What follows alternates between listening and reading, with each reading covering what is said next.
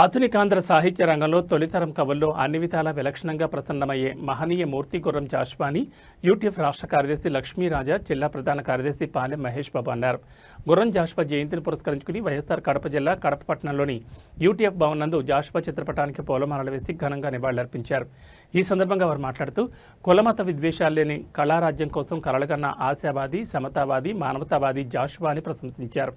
Gurram Jashuva 1895 September 28వ తేదీన గుంటూరు జిల్లా వినుకొండలో వీరయ్య లింగమామ దంపతులకు జన్మించారని, కులం వల్ల బడిలో వేదిక ఎక్కి పద్యాలు చదివే అవకాశం లేకపోయినా ప్రాథమికోపాధ్యాయునిగా ఉద్యోగం ప్రారంభించి బురదలో పుట్టిన కమలంలా వికసించి తెలుగు సాహిత్య చరిత్రలో తనకంటూ ఒక స్థానాన్ని పొందడంతో పాటు శాసనమండలి సభ్యులుగా సైతం పనిచేసి పేరు ప్రసిద్ధులు పొందారన్నారు.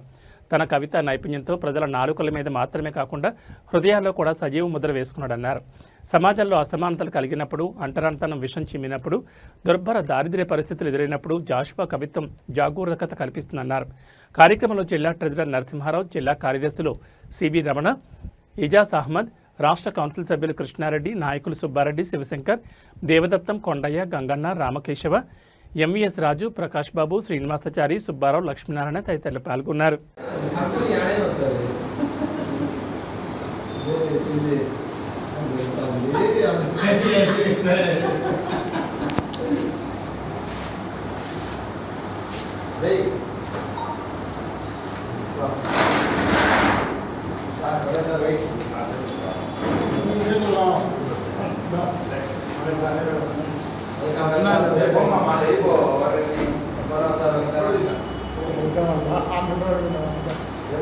అన్ని ఫోటోలు నేనే రావాలి.